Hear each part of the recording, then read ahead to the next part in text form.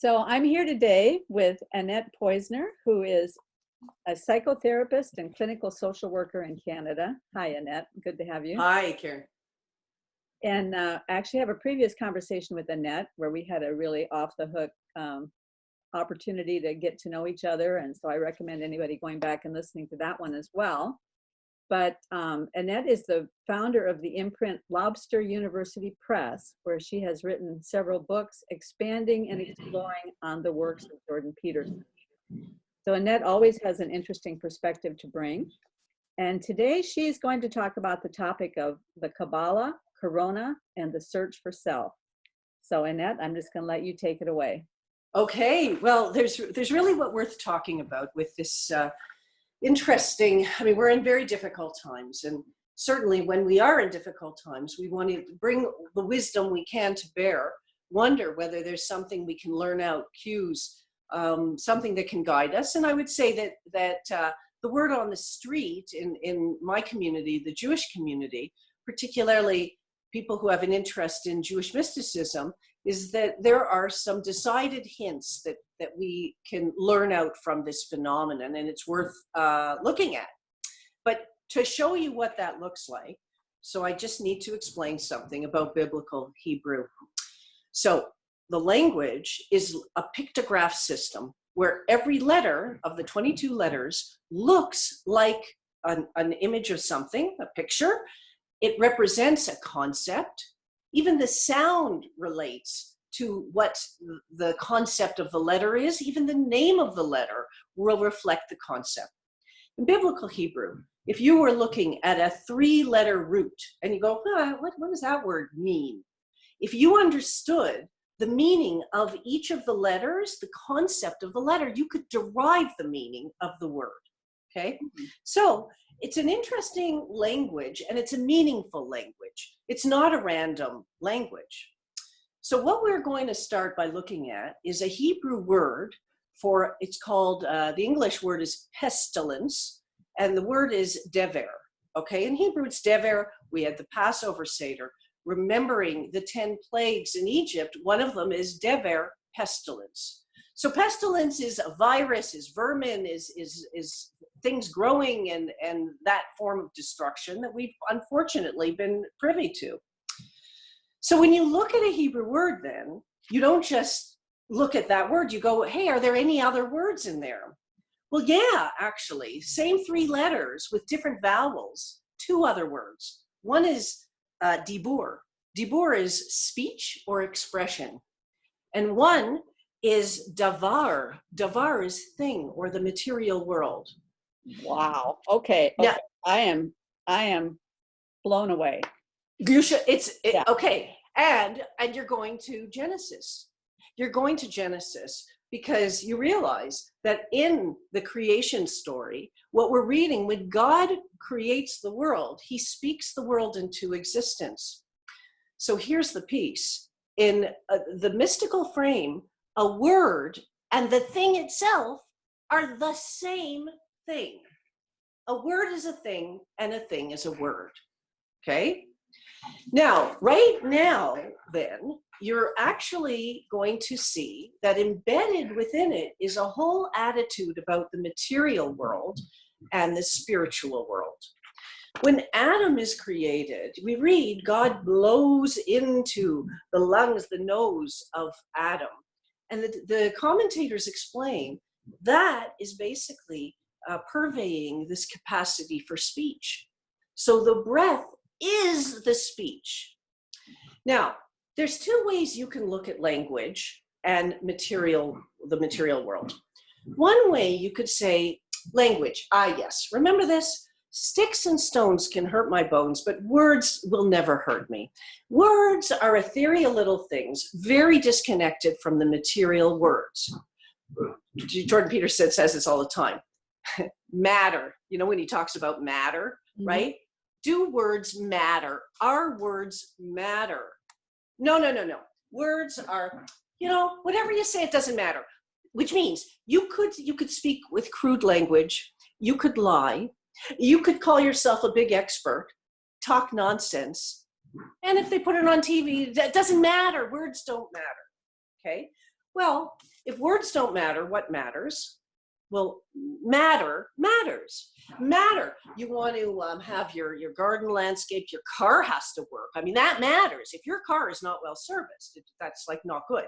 You want to have your house in good shape. Your physical world, the world of things, is the world that matters. And the world of speech is just extraneous. Okay? That is a secular mentality. A spiritual mentality says, no, actually words are things, and things therefore get their animation. They're kept fresh by how we speak. So if God breathes into Adam to give the capacity for speech, then we breathe into the material world by how we speak about it. We keep it fresh and vital.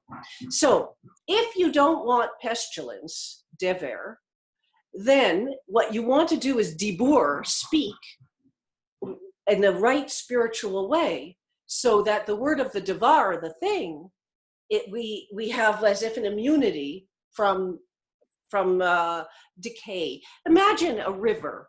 Imagine if there's a good flow, the river is fresh. But if the flow is not good, there's dampness, there's fungus, there's poisons that are bacteria, right? This is what happens. So, what's being talked about in mystical circles is the perception that speech is so eroded that if you look at our language, do you remember learning in school, and you learned how many words Eskimos have for snow? Remember learning that, Yeah. right? And that what it teaches us about their culture. Well, one linguist by the name of Kate Burridge says that we in our culture have 2,500 words for genitals. That's slang, we're not lacking words for genitals, okay? But it shows you where our minds are at.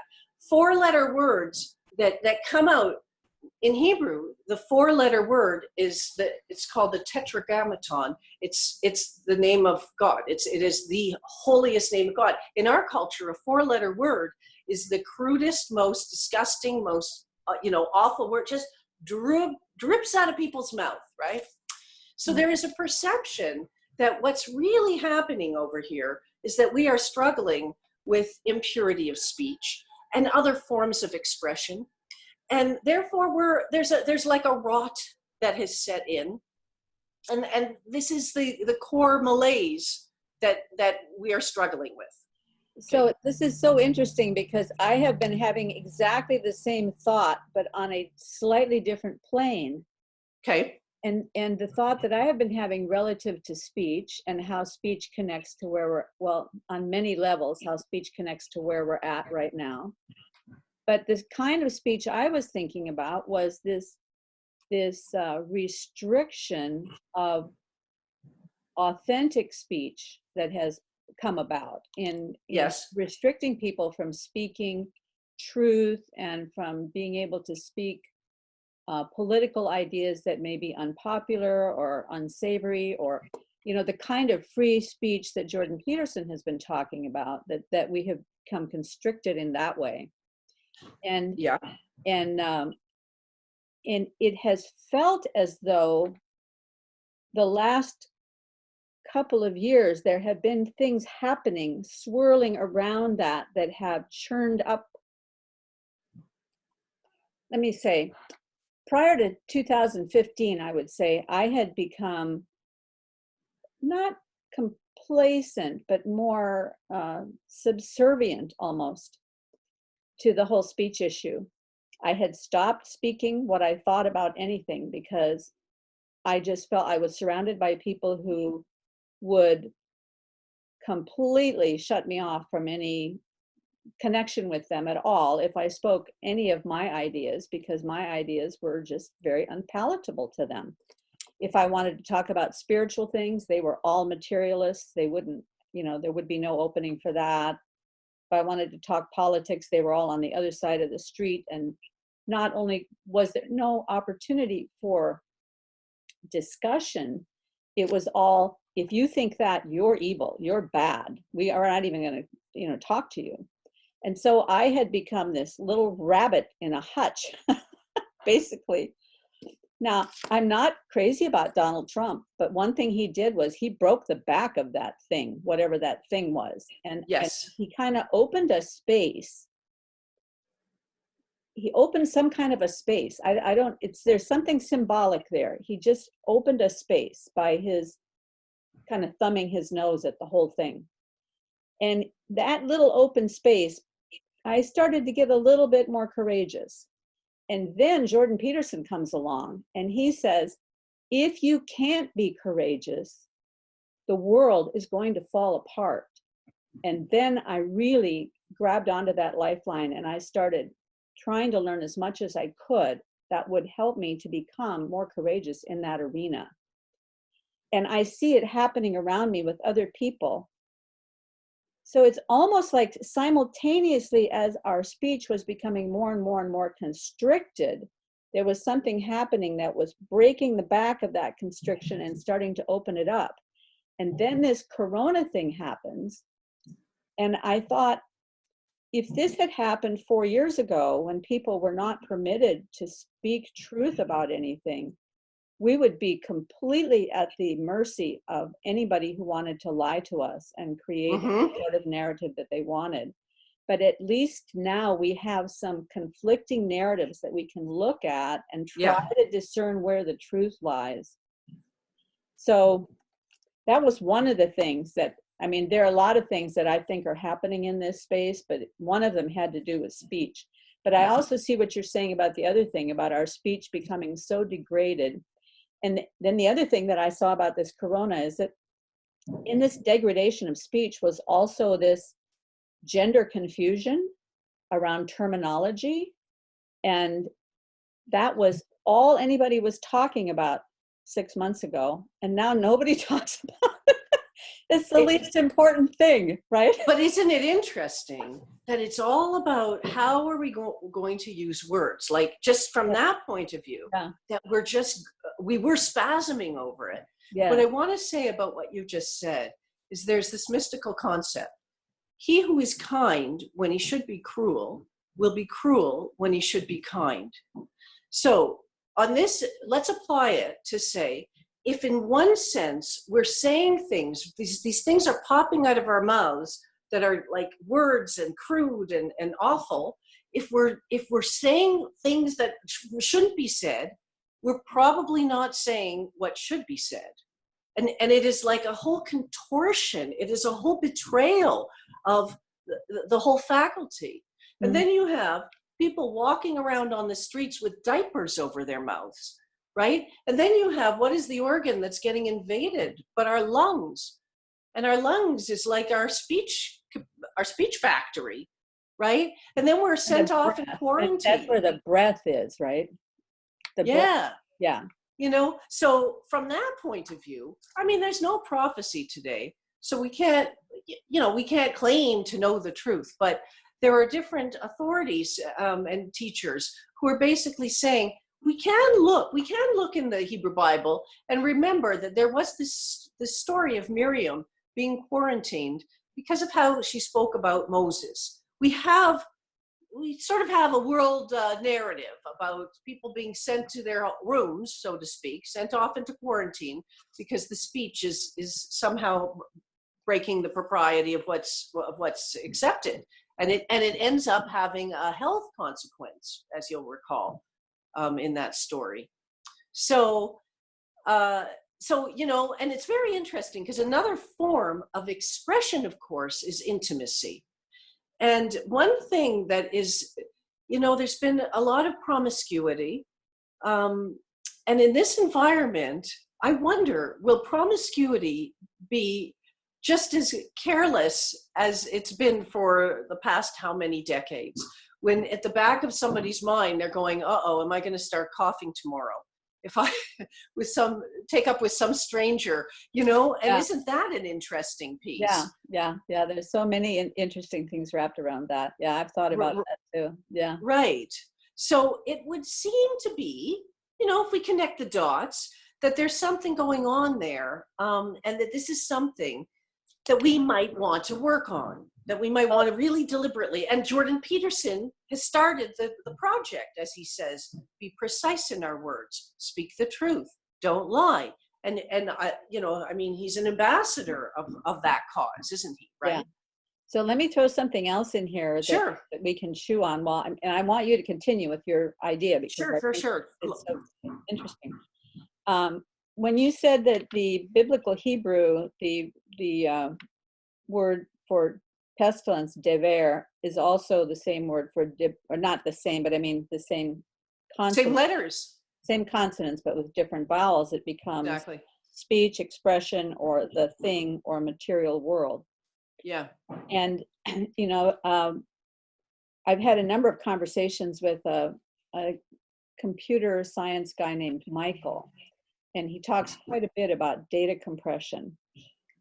So there are many different aspects of symbolism and the use of words and the way that we use words to compress all kinds of memories that then come out from the word, and you know, and God's word is pretty small, and yet millions of books have come out of it, you know, and so there's many different aspects of data compression. But you were talking about intimacy. Intimacy produces an infant from a sperm and an egg, and that is a massive data compression, right? Yeah. And even within the sperm and the egg is the DNA, which is even more massive data compression.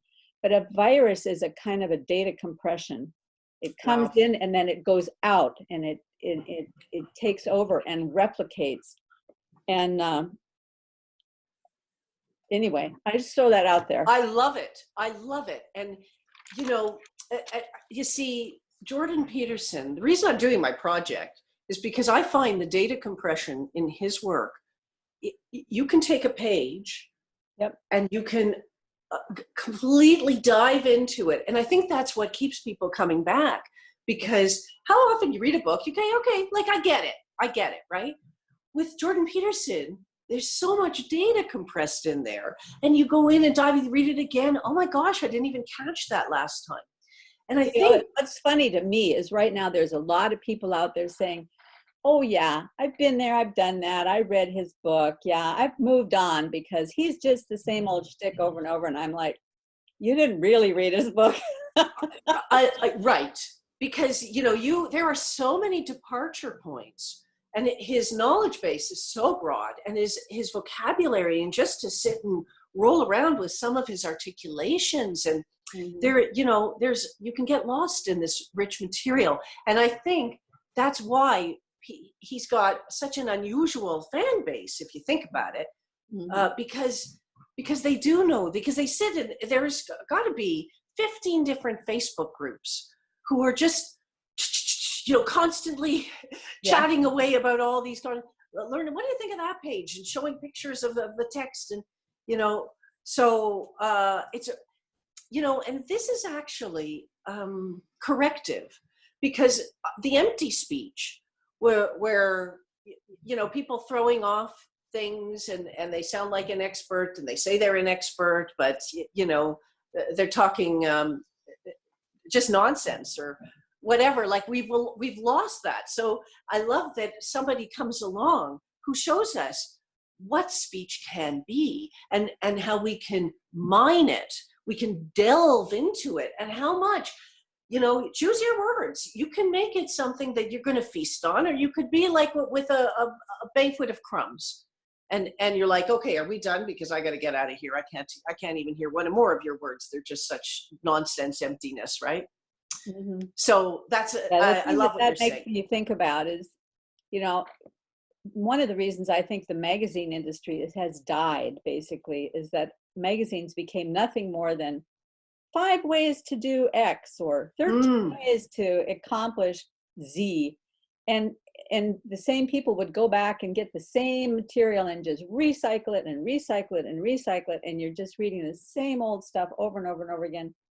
And maybe some naive 18-year-old would come along and read that and think, oh, wow, this is the secret to the world. But if you're 60, you've read the same stuff rehashed over and over and over again. So I love what you said about choose your words. you can make a feast or banquet, or you can just make a bunch of crumbs, you know?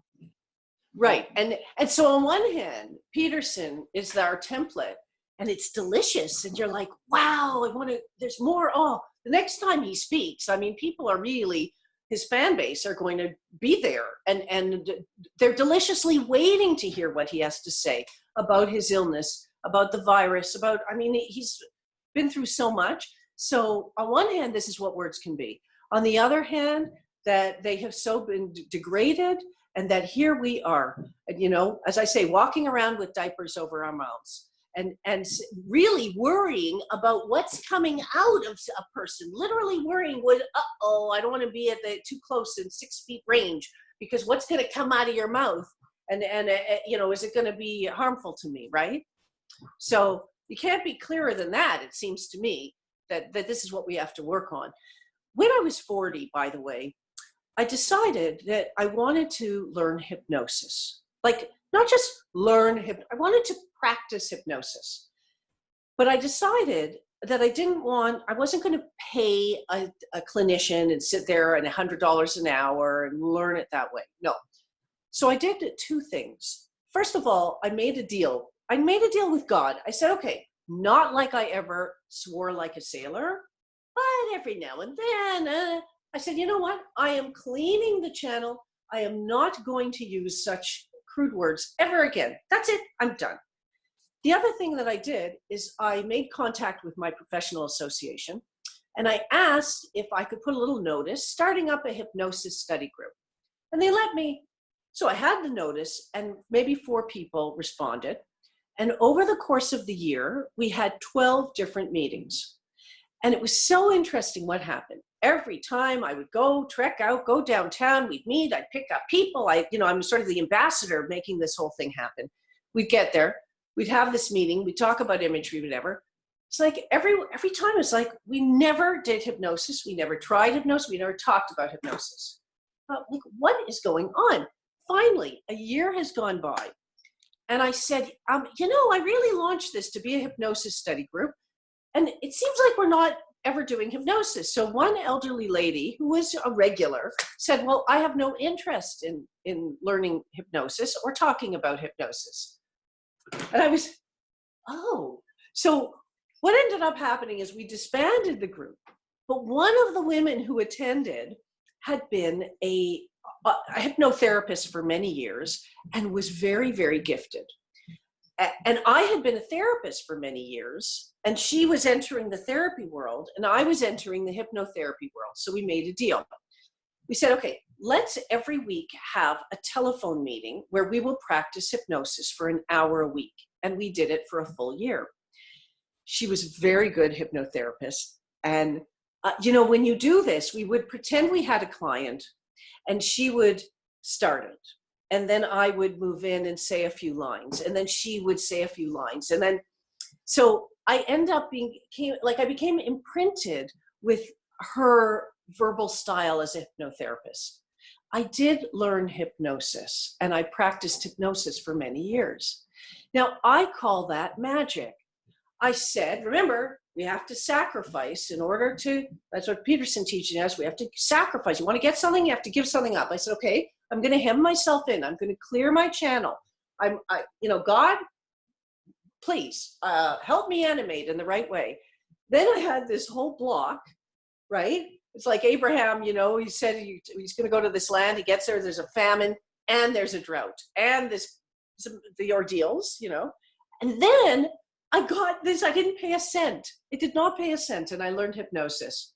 I feel that if people will work on their speech, if people would say, that's it, I am not going to use crude language. That's it, I'm done, I'm not. What if we took it a step further? What if we said, you know what? I am going to write to a movie studio. I'm going to say, I don't want to see movies with that coarse language being bandied about. No, I want to clean up speech. Let's clear the air, right? So I'm saying on a practical level that there's work to be done, and that each person, when we say clean your room, when Peterson says clean your room, we could clean our speech. That is another room is the lungs. the lungs have walls, right? If there's a hole in there, a person can't breathe, they die.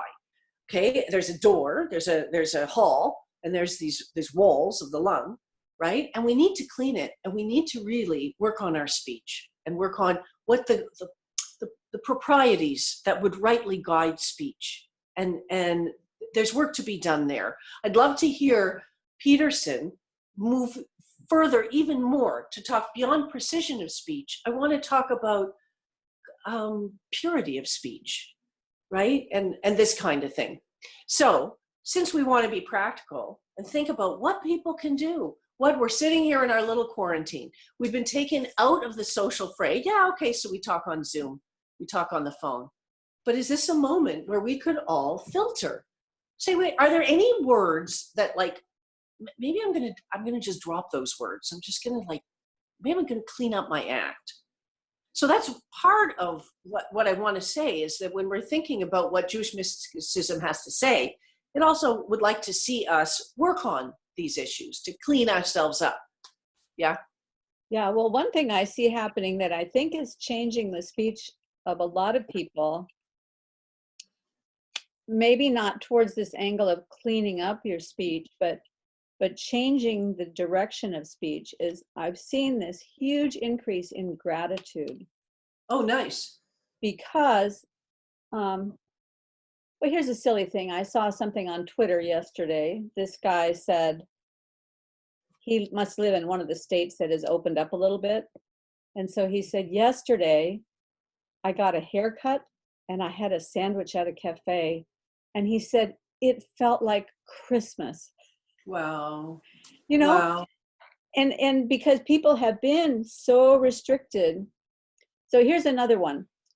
We have a friend that's in our life group that our life group hasn't been meeting since the first week of March. And she's single. She lives at home with her 12-year-old son. So except for her work colleagues on Zoom, she's had no commerce with people at all. And she contacted us the other day and she said, could I just come sit in your backyard 15 feet from you and we could have a conversation? And I said, sure, that'd be great, you know? So she came over and we had a conversation, and we were all so thankful for this opportunity to just see another person in person, be able to be with them in their vicinity and laugh and talk. And she was so thankful for this opportunity. You know, I've been so thankful that I have a husband and a daughter living at home with me, because I have other friends who are single and completely alone and have had nobody to shelter with. And I recognize how many things I have to be thankful for. And I've seen this thankfulness growing in a lot of other people. And when you have that kind of gratitude, where are you going to express it? You have to express it upwards. There's no place else to go with. Nice. It, right? Nice. And that's another way of saying, is that meaning proper speech, maybe proper speech also needs to be directed upward. And then you have more of a prayer phenomena that's present in real time in society, as opposed to just dribbling. And yes, okay. And then let's say like this, because the other part of what I wanted to say was about this search for self. So we have the inner and the outer. We have, like Chinese medicine, yin and yang, okay? So the lung meridian is a yin organ, is a feminine organ. It's hollow, it takes in, it supports us, right? Now, so there's these two aspects of life, the inner and the outer. And if you look at what's happened to our lives, the whole outer world has been unplugged. And we've been sent into our rooms. Here we are in the inner realm. Oh my gosh. And you know, what happened to our jobs? What happened to all these airports that are, oh, I'm sorry, I should have unplugged that.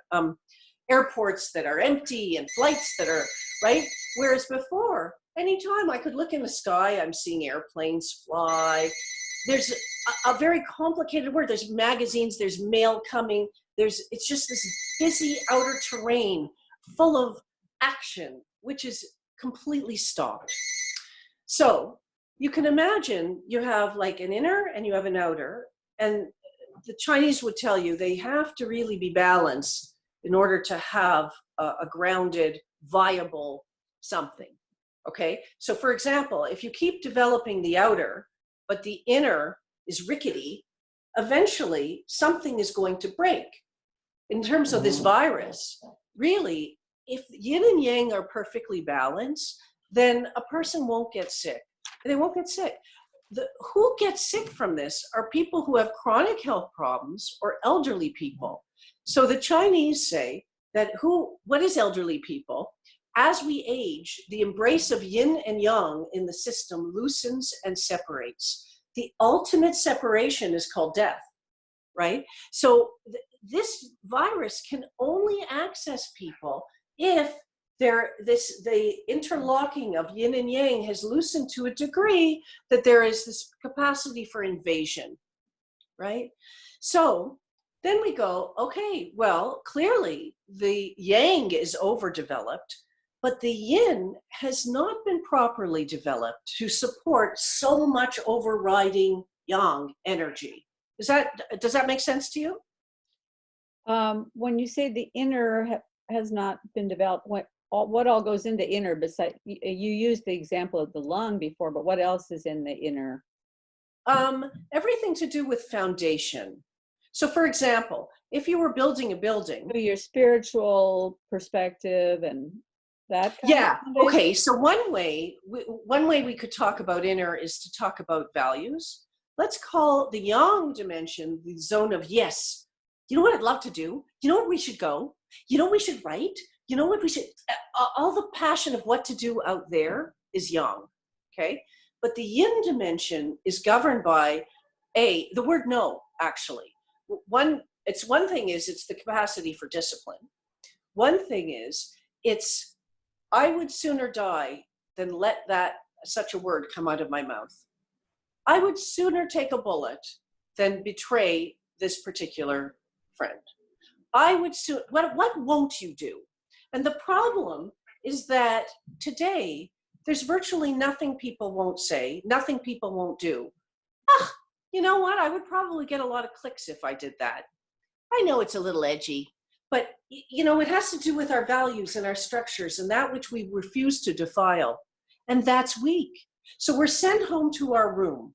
We're saying, okay, go home, go into your four walls. Those four walls are restrictions. This wall says no to the rain, and this wall says no to the sun, and this wall says no to the cold, right? But I mean, we are nourished and nurtured to be in a space that says no to the elements. But it is the zone in which we can clarify our relationship with the negative. Dennis Prager used to talk about taking his son to a toy store when he was a little boy. This boy would say, can we go to the toy store? They're walking in the mall. He'd say, sure. So then the kid, you say, can I have this? Can I have that? Can I have this? Can I have that? And so Dennis Prager said he would administer vitamin N. Vitamin no, right? No. And he said, and I recall this, that it was at a talk, he said, and I think that's a very good lesson for a young boy to hear the word no, because eventually he'll be an older boy and a man, and he'll need to hear the word no, right? So there are ways that we need to work up our inner dimension. And our inner dimension is our core, our internality, our depth, our commitments. We set our values. Like outward, the yang is outward, projecting outward. There's our expression thing. But inward is like dropping an anchor and going and finding and connecting to your deepest root. That's yin. Well, if that's not developed, then what's going to come out of you for your expression is going to be nonsense potentially, because it's not connected to the root. So, yeah. So when Jordan Peterson says, what you believe can be seen by what you do, not by what yes. you, right?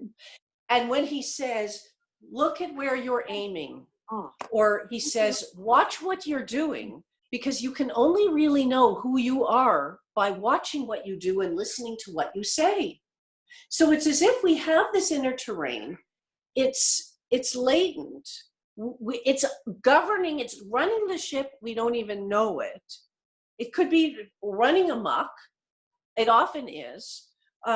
One of the things, I've written this book, and it was called A Practical Summary and Workbook for Using Jordan Peterson's Maps of Meaning to Sort Yourself Out. And in that, in the second part of the book, I was showing this technique that Alfred Adler developed. He asked people for their 10 earliest memories. And they come up with their memories.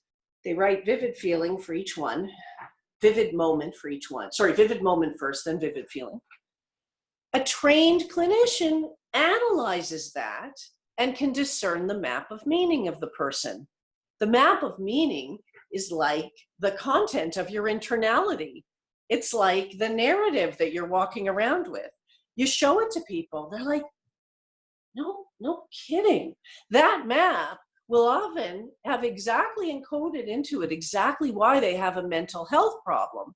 And it becomes very obvious that sometimes the map needs a bit of a refresh, which is a way of saying the yin has been like, we're working with the yin of a 5-year-old, something that was set up at age 5.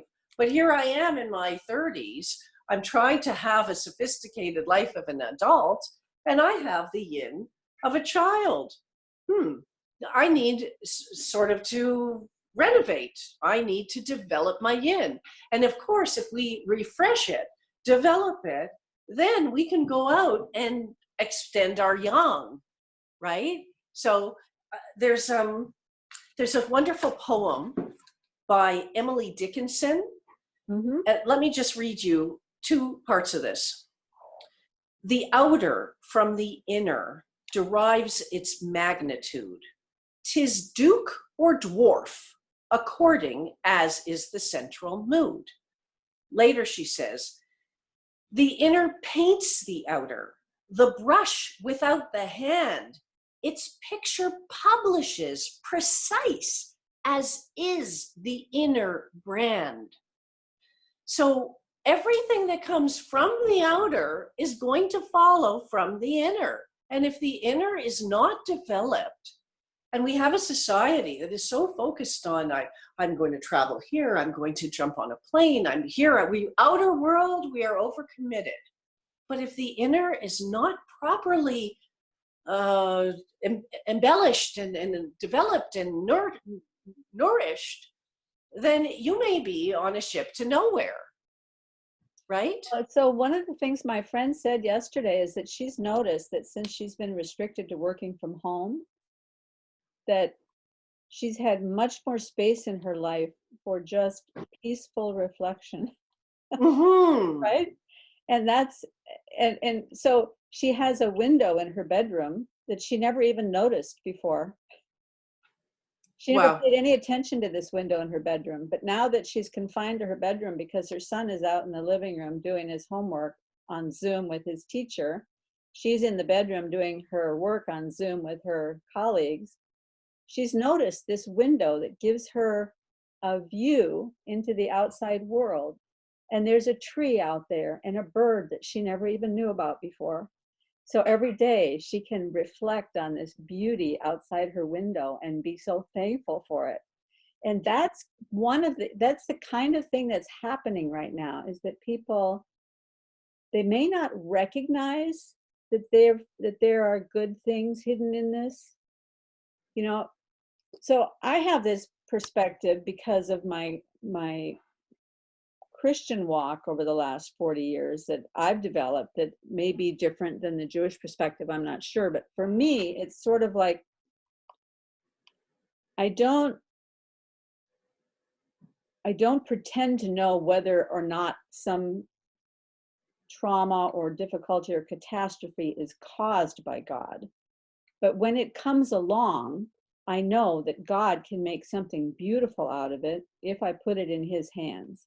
So no matter how horrible it is, if I put it in, if I leave a space for him to work, if I get myself out of the way, and I leave a space for him to work, I know he can make something beautiful.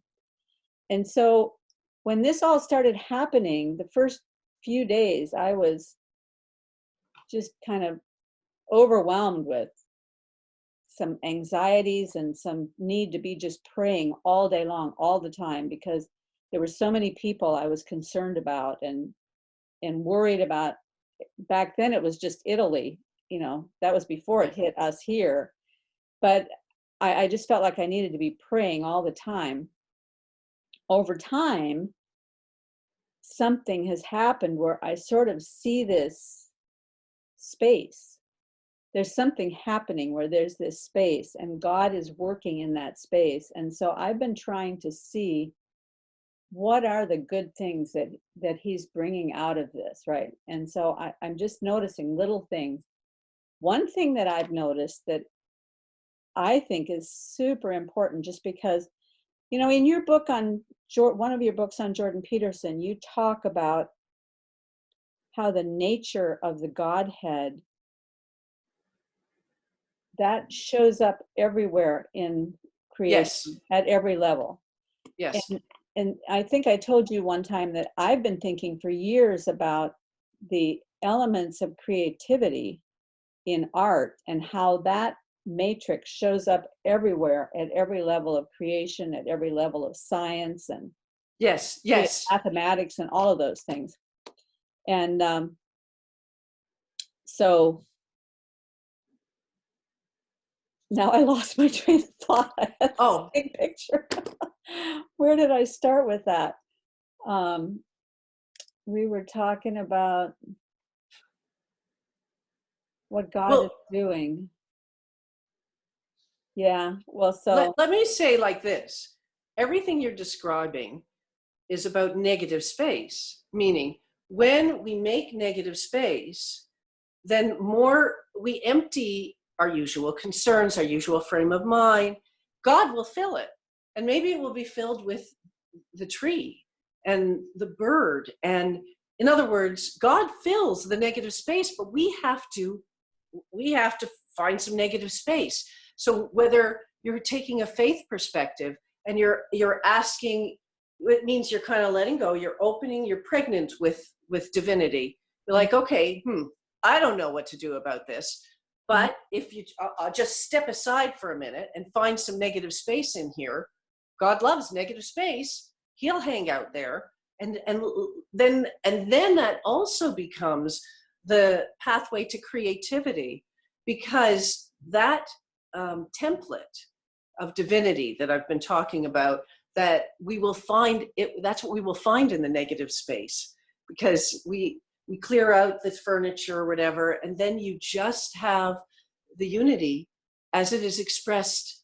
There's a particular divine code, you could say, that is replicated in every cell in every system, and there it is, and we can find that, and then we can sort of have a crush on it. Wow, that's like cool. And what, the other thing that's beautiful about that negative space analogy is that when you're training somebody to draw using the right side of the brain instead of the left side of the brain, they train them not to look at the object itself.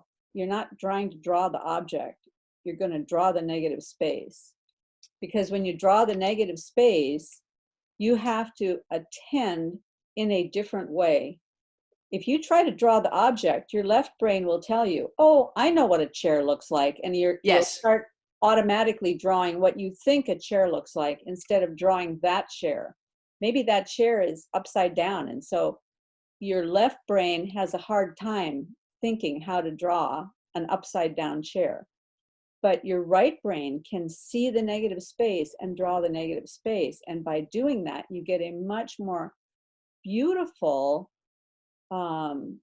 elegant representation of the thing you're trying to draw. And I don't know much theology, but I have been hearing this word recently, apophatic. And the idea of apophatic is the only way we can describe God is to describe what he is not. So there are some people that say you can't really you can't image God, but you can image what he is not. Nice. And Nice. so there's this thing about negative space that also connects to the art thing and connects to your template. And yeah, it's really. And it also connects, by the way, to hypnosis, because some of the language patterns that send people into a hypnotic state are when you speak paradoxically, you can look forward to looking back on, you can, having left your worries behind, you can move right into the developing trance experience. So it's a negative space because right, left, you end up, that's taking people, escorting them to a higher octave where nothingness is, right? Mm-hmm. So that's where the fertility. The other place that, yeah, that's exactly what makes this a negative space right now, is that nobody really knows what to do. Aha. Right? You know, the leaders are all trying. Here's what I see happening. The leaders are trying to do something. Maybe they're doing it wrong, but they're the ones who are stuck in the position of having to make decisions, and they're going to be held accountable for every decision they make. And a whole lot of other people, armchair quarterbacks, are sitting back saying, "You're stupid, you're doing it wrong." And I'm like, yeah, why don't you try to get into their slot and have to do what they're trying to do? I wouldn't want to be the guy in charge trying to figure this thing out, because nobody anywhere in the world knows what to do about this. Right. Which means that it's a perfect arena for God to act, because that's what he does when no one knows what to do, right? That's right. That's right. And you know, and it is a wonderful thing if it can turn us to the world of spirit, because we can't just kind of go, okay, I'll pick up the phone, or I'll buy more groceries, or it's like you have to work with the yin modality. It's the yin dimension of the world that has lost its suppleness. It needs to be reinvigorated. We will build our immunity if we can balance yin and yang within. And yin and yang within, when they are properly animated, is the self. And all of us have an imbalance. I'm too yin, I'm too yang. They're not properly connecting. So what do we do when we're home? We sort ourselves out. We figure out what our imbalances are.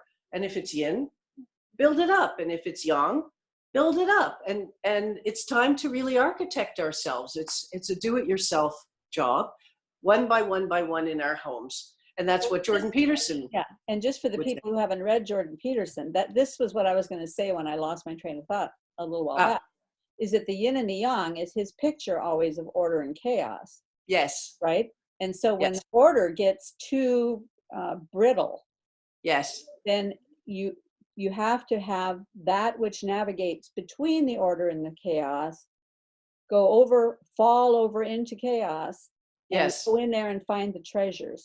And that's what's happening right now, is that our world had become too atomized and too brittle for many, many years. This very rigid, stratified business.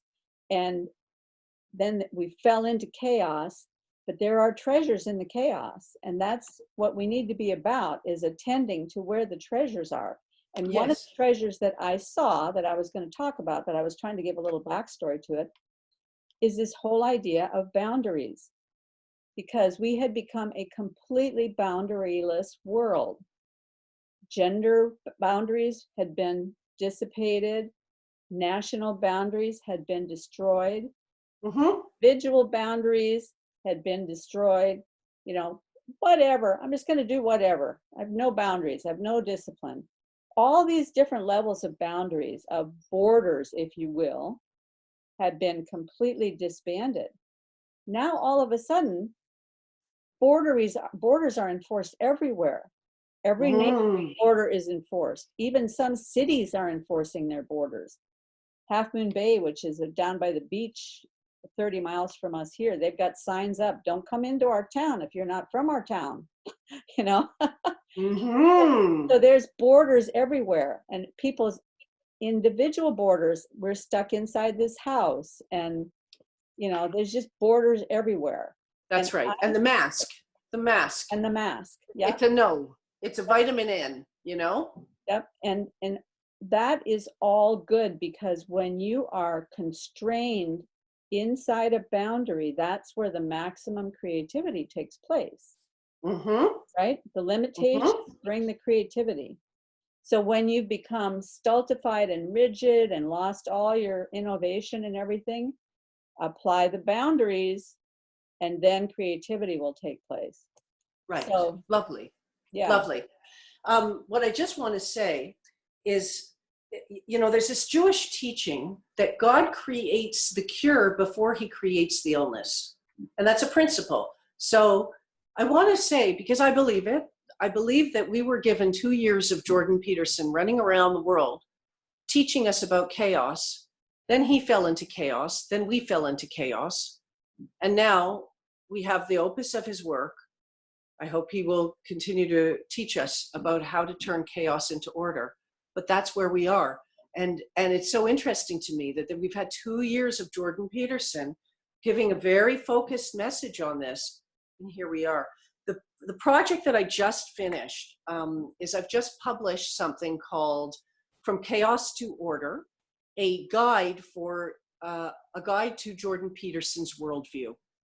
And the idea here has been to present for people an overarching look at his major themes, the themes that you see in his 2 books, in his courses, his U of T courses, and his biblical series, and his talks, because I'm obsessive, because I've listened to hours and hours and studied with great intensity. So I've just put this out. And I want to mention, so when I put these things out, what happens is so interesting. My vision is that this information needs to be accessible to people because it will help them crack the code of it's a little dense, his stuff.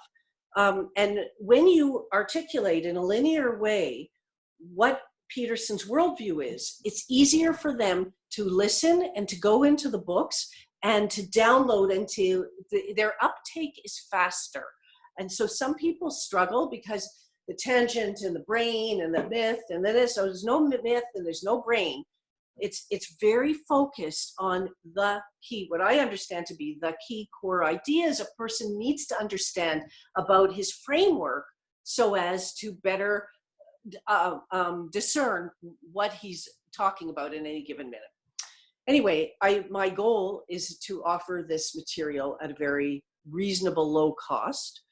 And so when I do this, when I put up books that Kindle, this is how I understand it, that Kindle thinks are going to be successful, what happens is the print book they put up, because a print book is more expensive, but I can wait months to get clearance for my ebook to go up because the ebook is cheap. Okay, so interesting, within seconds, the print book was allowed, and the ebook, days are going by and it's in review. So what I've done is I put the ebook up on Kobo. So it's, people want to just spend a few dollars to read like a synopsis of the major ideas, then they would have to go to Kobo. I don't foresee, we'll see what happens, but I don't foresee them in the near future giving me the ebook when the other books, without a problem, it's cleared, it's amusing to me. Kobo? What is Kobo? Kobo is it's another ebook distribution channel. How do you? And they're Kobo. And so people can download. Kobo.com? Yeah, I guess so. Yeah. Okay. I'll send you a link. Okay. So you can see that. Yeah. Yeah. So because here, we've been struck with lightning over here. We're struggling with this situation. Jordan Peterson's materials, thank God, are up there on the web, available for download. People cannot necessarily afford a therapist. They're losing their jobs. They have all these worries. There is materials that can help people. We read the comments under his text, under his talks and under his articles or whatever, and people say, Dr. Peterson, your material helped me. I'm sorting myself out. I cleaned my room. We want to make that effect available to everybody. And if it helps them to have a study aid that allows them to dissect and follow the core arguments that he's making, then it's going to be a quicker update, and it's going to be a nourishing process for them. as opposed to just feeling a bit overwhelmed by the density of the material or the complexity of the ideas or the mosaic style he has. So that's the most recent project that I've just finished.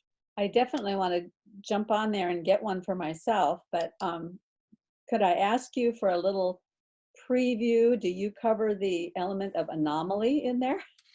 Yes, I do, because Okay. the first 3 chapters are going through his vision of reality. What is reality? We're going to talk about the world of chaos and order. We're going to talk about right brain and left brain.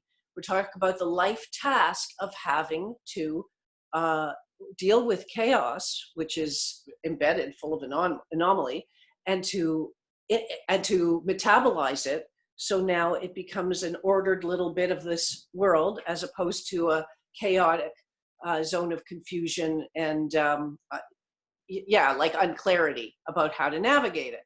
So the first few chapters are going to show his view of reality, how we have a map of meaning that we integrate. We start working on such a thing as children, and why this becomes our meaning maker inside.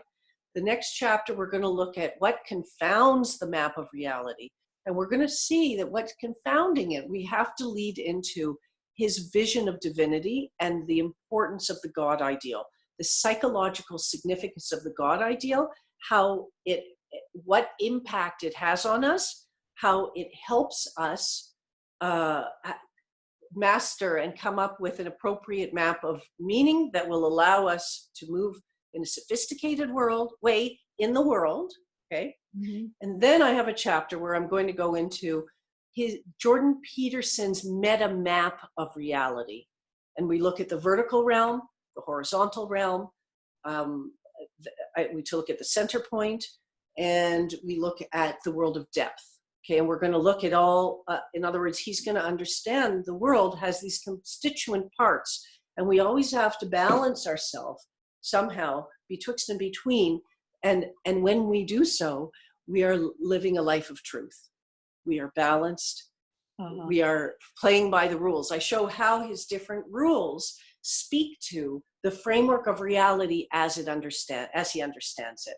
And if we execute or activate those rules, they help give us the proper choreography to live and thrive in that meta map of reality, in that meta reality as he understands it. So those are the key. And then I'm also talking about the structure of self. The structure, I say that there's a premise that he has about a structure of self that we have that's a latent potential, but we have to sort ourselves out to bring it to proper fruition. So I would love to share, I'd love to get your take on a video I did several weeks back with a guy named Jeremy Firth. Okay. Who he had an insight at a certain point in his life, which he's thought about for a long, long time. And so we talked about this particular insight for the whole time. And it's such an interesting thought. He had been thinking about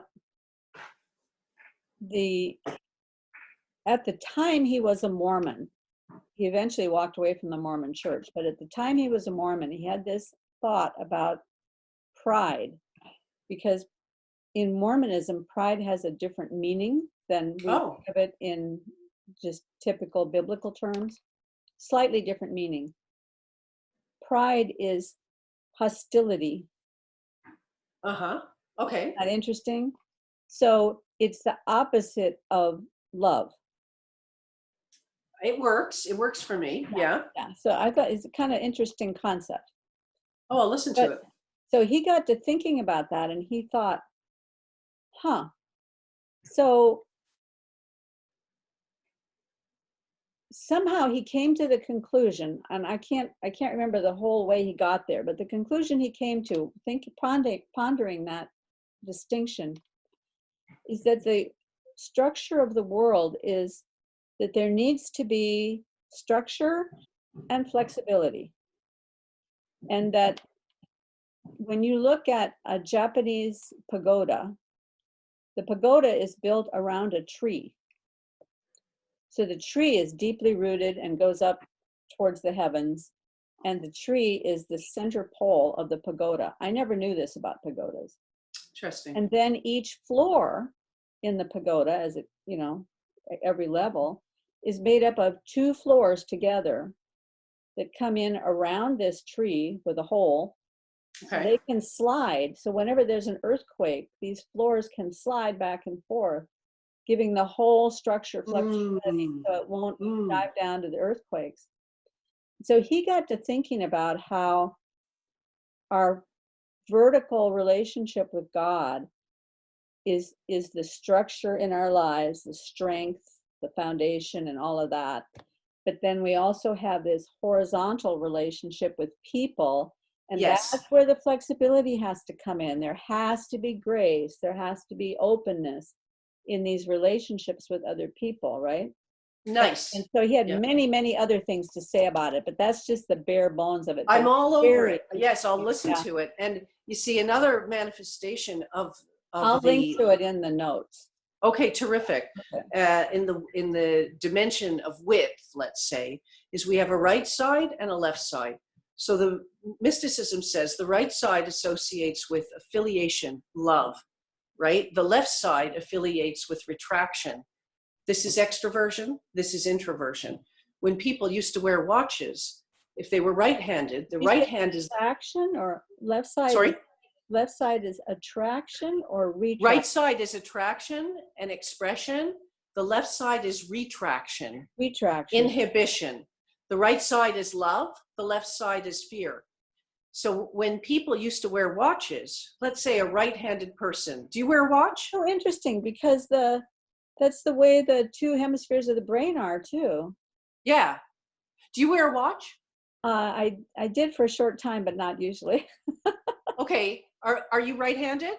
Yes. So did you wear your watch on your left hand?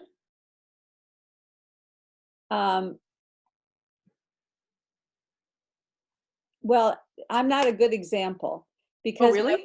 Because my watch had a vinyl band, and it was a Fitbit kind of thing. Oh yeah.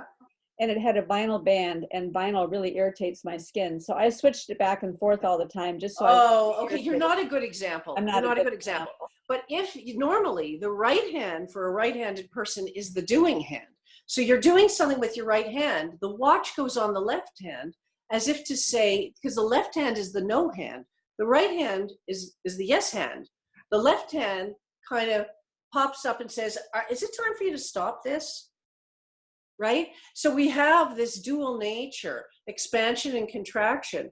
And in dealing with the horizontal world of people, we have to have the proper giddy up of these 2 different animations. If we're too expansive, we have no boundary. If we're too contracted, we're not warm, right? So we have to, there's a mastery to be achieved.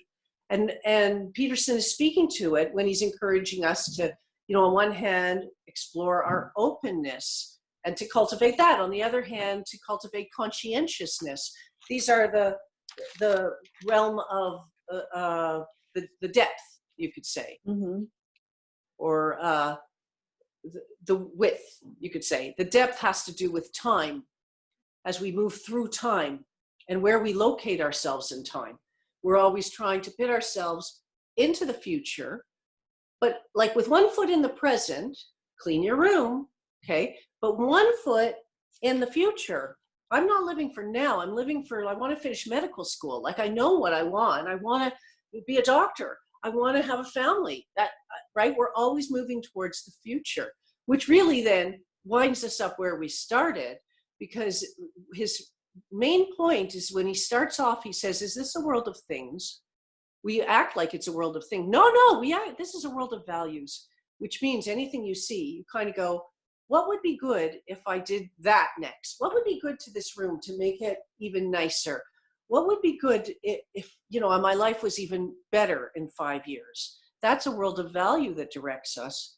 And that goes right back to where we started about speech. We determine the value with our words, and we consecrate what we are going to do. I get it. There's a pillow here. I get it. We have a world of things, but we don't live like it's a world of things. And if we retrieve our words and elevate them, then in fact we root into our values, we build our values, and we very much follow the map that Peterson has nicely articulated, and work towards a future goal and get the right choreography for life and meaning at the same time. Well, so that's a great way to wind things back around, but we still haven't discussed the Kabbalah. So how does that come into this? Well, we have been discussing the Kabbalah. Okay. Yeah, because why? Well, first of all, we mentioned that in Kabbalah, we do a lot of looking at the Hebrew words. We look for clues, like we looked at dever, davar, and diber. Oh, okay. So Kabbalah is looking for intrinsic patterns to find the unity where otherwise it looks like multiplicity. Looks like we've got three separate things.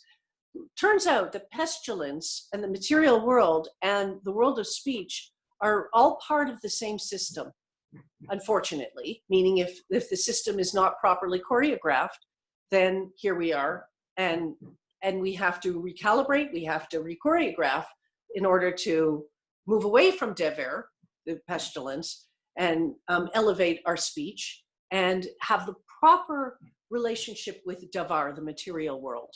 So on that level, of course, Kabbalah is a system of character refinement. So when we're looking, what can I do and fix in myself in order to help be a part of the solution for this problem? That's very Kabbalah.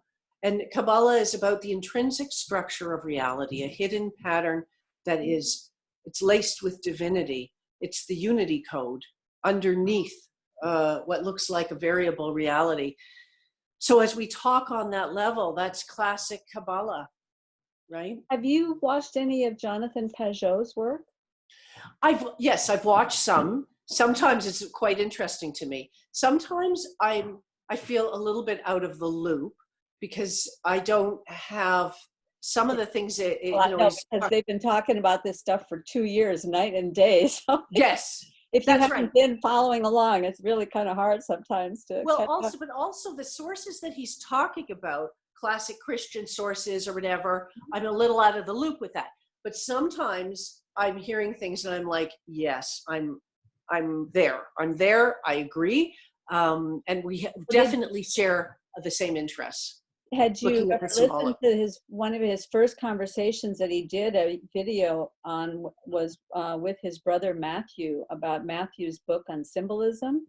I think I listened to that. I think you would find that interesting because like you have a chapter on the circle and the line, and they talk a lot about the circle and the line, and there are certain areas where the symbolism really crosses over with the kinds of things you're talking about. So yes, I think so. Yes, I keep meaning to delve more in, but I probably listened to 10 things of his so far. I tune in, but sometimes if something is very, like I like what he talked about Eden as a mountain where the rivers run down. I liked this idea. Mm-hmm. It certainly matches a Chinese frame, which construes that each person is a mountain with 5 levels of soul. And there's our hierarchy, the up and down thing. Of course, we have Mount Sinai as an important symbol in the Jewish tradition, and we don't know where it is. We don't know where it is, We know where Tiberias is. We know where Jaffa is, Jerusalem. We don't know where it is. Well, it's here. It's in every person.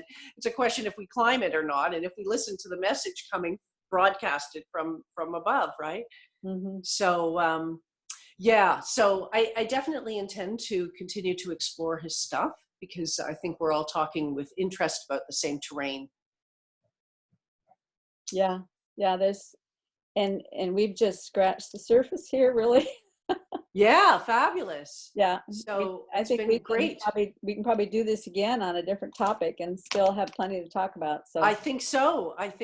Terrific. So thank you. So if you send me any links that you want in the information underneath the video, I will add them, and perfect. I will send you a copy of the file. And good. When is it going to be up? Probably by tomorrow, if you want. Okay, perfect. I can make it later if you like, but no. It's fine. Perfect. Okay, thank you so much. Really great talking to you, Annette. Okay, speak to you later. Yeah, bye-bye. Bye.